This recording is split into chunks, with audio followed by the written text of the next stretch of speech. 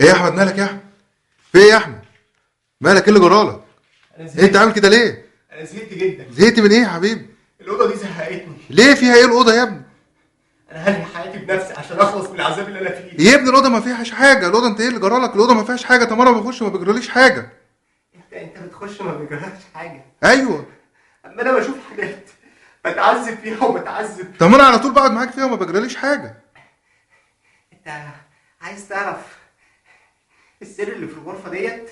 ايه السر اللي فيها يعني؟ من على طول بقعد فيها وما بيجراليش حاجه. السر اللي فيها انا غلطتي اني حضرت روح الانسان البدائي. ايه؟ غلطتي اني حضرت روح الانسان البدائي وعذبني اكتر واكتر بالكلام اللي قالهولي. وبدات احلم بكوابيس واحلم واشوف. حلمت بكل حاجه حصلت في الاوضه ديت وعرفت الاحداث كلها بالظبط اللي حصلت. وايه اللي حصل؟ انا هقول لك بالظبط اللي حصل. الاوضه ديت من 5000 سنه قبل الميلاد ما كانش طبعا بالشكل دوت. كان المكان دوت كان عايش فيه ملكه وملك فرعوني.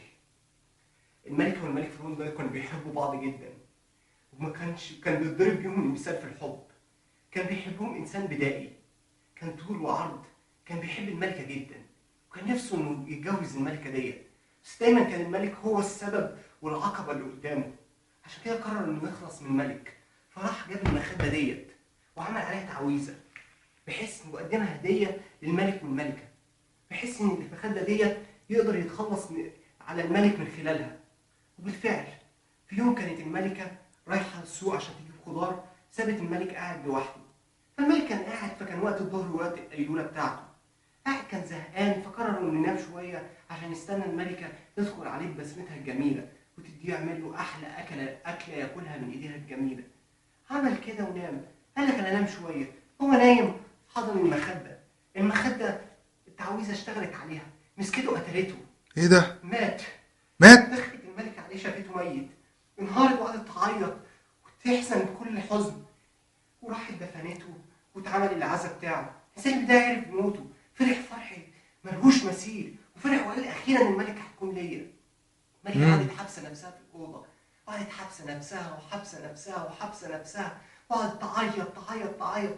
وعشان هي وفيه وبتحبه قررت انها تقتل نفسها، فقتلت نفسها على المخده. الدم اتطرطش على المخده وماتت. الانسان بدايه كان في اليوم دوت جاي وداخل، دخل لقى الملكه ميته.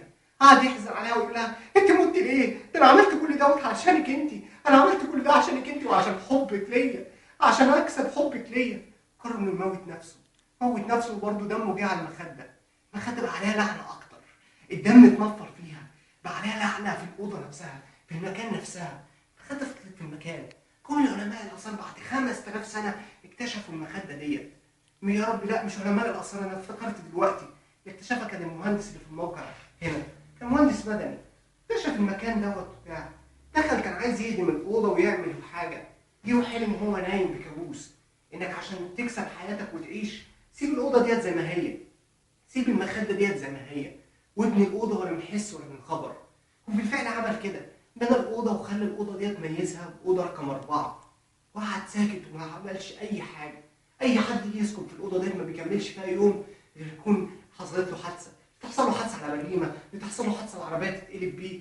بس مجنني انا الوحيد اللي قعدت فيها الفتره دي كلها، مش عارف ليه. يمكن عشان انا رحت الاهرامات والحاجه ديت لمست روحي وبدات اتفاعل مع الاوضه اكتر واكتر. ده يمكن. كل حاجه بقت متشقلبه في حياتي. المهندس ده مات والحكايه اتدفنت وفضلت اوضه رقم 4. انا دلوقتي عرفت عشان كده ليه بتدخلوا فيها واحد بس. الاوضه كبيره وكنت متخيل ان هيبقى في حد معايا. فرحت لما انا كنت لوحدي، بس ما اعرفش ان الاوضه ديت هتكون السبب في موتي. انا مش عارف اعمل ايه. انا اسف جدا يا صاحبي.